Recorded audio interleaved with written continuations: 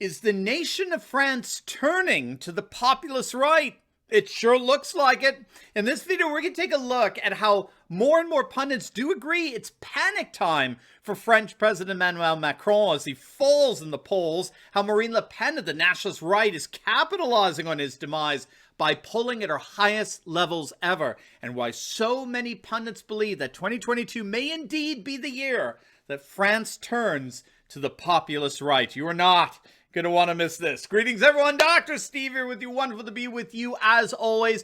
We're here to give you each and every single day conservative hope in the midst of these turbulent and trying times, helping you to think better so you can feel better and provide for you a patriot path to freedom. So if you haven't already done so, you know what to do. Make sure to smack that bell and subscribe. And before we begin, how would you like to make blackouts a thing of the past? Well, now you can with what are called power light bulbs. They're absolutely amazing. Get this, these are light bulbs that light up automatically in the event of a power outage. I'm not kidding. Power light bulbs eliminate blackouts from your life forever, and they give you peace of mind during an emergency or a natural disaster. They work like normal bulbs, but they're self-charging. They have backup emergency batteries that automatically keep your house lit when a power outage is detected. It's really amazing stuff. All you got to do is click on the link below and you're going to get the power light bulb. Get this, you're going to get it for up to 67% off. Just go to their website at powerlightbulb.com. That's powerlightbulb.com, and eliminate blackouts from your life today. All right, gang, let's dive right in here. French President Emmanuel Macron is absolutely panicking as of today. His worst nightmare is coming true. Marine Le Pen of the National Rally Party, which is France's nationalist populist party, is polling within striking distance of Macron in the second round of presidential elections. Now, if you don't know, France has two rounds of elections for president, where first round involves all the various candidates. There's usually a dozen or so, whatever. And then the second round comes down to the top two winners from the first round. So the French president has to win by over 50% of the vote. Now, in the last presidential election in France, that was back in 2017, Macron beat Le Pen quite handily, 66 to 34% in the second round. It was a resounding victory for Macron, no question, or at least it appeared to be. What a number of pundits missed was that when you take a step back, Marine Le Pen almost doubled her support from when she last ran back in 2012. She enjoyed support from almost 40% of French voters between the ages of 18 and 24. At the time of the second round of voting in the election, she won 34% of the vote among those same 18 to 24-year-olds. Now, the significance of that percentage could be seen by comparing Le Pen's support in 2012 when she first ran for president. Back then, just a few years back, her support among voters under the age of 25 was around 15%. So we saw more of a doubling of support among the youngest segment of voters in a matter of just a few years. In fact, Marine Le Pen did twice as well as her father, Jean-Marie Le Pen, when he ran against Jacques Chirac back in 2002. So if we take a step back here, we can see that Le Pen's support was a rising average. Far from being a resounding victory, Macron won the 2017 election against an opponent whose average approval rating was rising as his was falling. Now, 5 years later, we're seeing the consequences of those inverted approval trends. Today, as we speak, Marine Le Pen is consistently polling much higher than Macron. For example, a recent Ipsos poll found that the election were held today, Le Pen would actually beat Macron in the first round of the election, 26% to 25%. The one sliver of good news for Macron is that they found he would still prevail in the second round of the election, 56% to 44%. But keep a couple of things in mind here. First, the presidential election in France is a year away from now, okay? It's in 2022. Le Pen has plenty of time to make up the difference. But if we look at the trajectory here, she's gone from 34% in the second round in 2017 now to 44%. That's a 10-point jump. Whereas Macron has dropped from 66% to 56%, a comparable 10-point drop. So what we're seeing fascinating here in all this is that this next presidential election, we actually may be seeing the end of what's called the Fifth Republic in France, at least in terms of its electoral politics. What I mean by that is up until now, Le Pen, or any other outside candidate, particularly on the Populist Right, they've always faced a major electoral obstacle, which is basically the rigged French system that was established by Charles de Gaulle and the Fifth Republic back in 1957.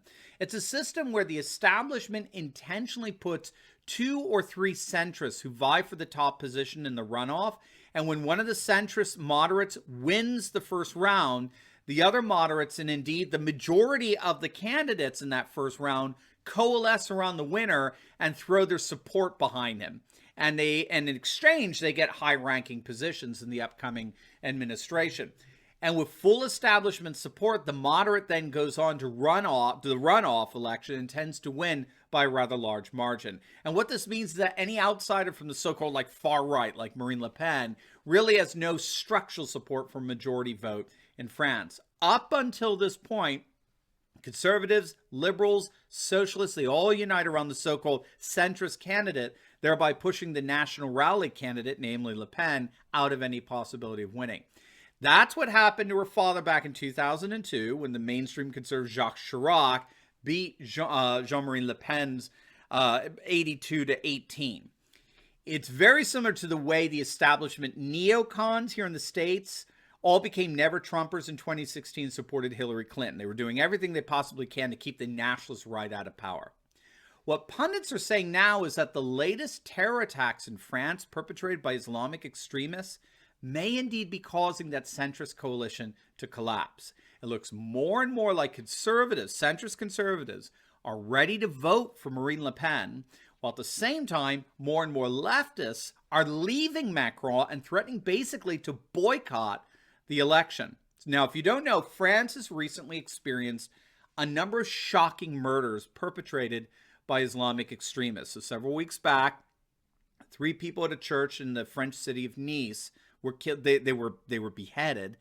And that triple murder came on the heels of the beheading of school teacher Samuel Paty, who was killed by an 18-year-old Muslim student who took issue with Paty showing derogatory cartoon pictures of the Prophet Muhammad as part of his lessons on the French value of free speech. And so the killing of Sam Paty shocked the nation, and then that was followed up by the killing of 3 others just days later. And that forced the Macron government to crack down against Muslim individuals and that have thus far failed to assimilate into French society and embrace French values. However, what pundits are observing is that this move to the right by Macron is actually hurting him politically. So in political jargon, what Macron is doing is he's accommodating the positions of Marine Le Pen, right?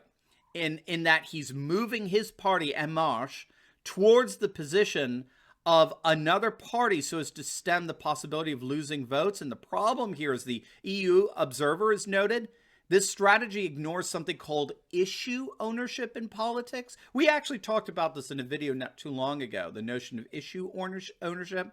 Voters naturally associate parties with particular issues.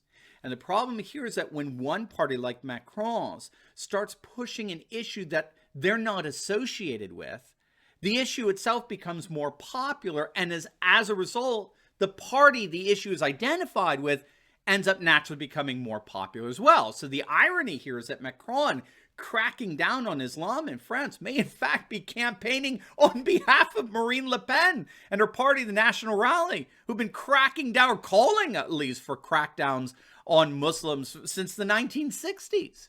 So the irony here is that not only is Marine Le Pen surging in the polls because of her own campaigning on issues so central to National Rally, but her polls may be in fact bolstered precisely because her challenger is lending his full support to precisely her issues.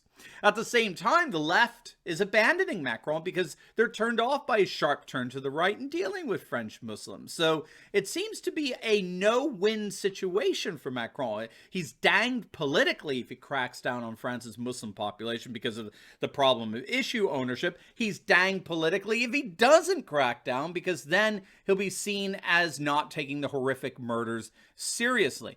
Moreover, Macron ran in 2017 as an economic centrist, but has since governed more as a thoroughgoing neoliberal globalist. So according to France 24, Macron has been seen as acting like the president of the rich, a label dating from his decision early on in his presidency to cut wealth taxes. And others on the left have attacked his attempts to get the French to work longer before being eligible for full pension.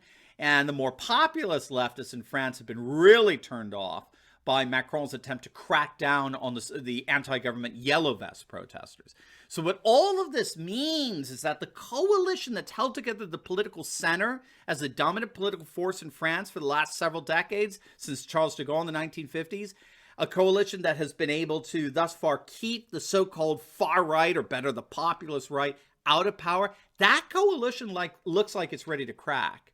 Centrist conservatives are more and more prepared to vote for Marine Le Pen, while centrist leftists increasingly want nothing to do with Macron and are promising to sit this election out. So it's no coincidence that the headlines from the last couple of weeks are all seeing the same thing. Look at this. Again, this is from France 24.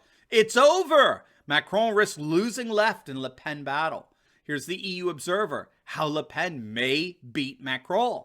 From Bloomberg, Marine Le Pen reckons she'll be president of France next year. I mean, we could go on and on and on. All of these reports are saying the same thing. All the polls are showing the same thing. Le Pen is rising and Macron is falling. Le Pen's garnering support from the political right. Macron is losing support from the political left. That's the key to victory in the French presidential election in 2022. And it may indeed be the year that France turns to the populist right. Now, before you go, make sure to like this video, comment down below, and subscribe to my channel. And you definitely also want to click on the link below, check out some of our awesome merch. And you also want to check out my latest video I just uploaded on how support for Black Lives Matter implodes as riots are red-pilling more Americans than ever. You're not going to want to miss it, so make sure to click on that link, and I will see you over there. God bless.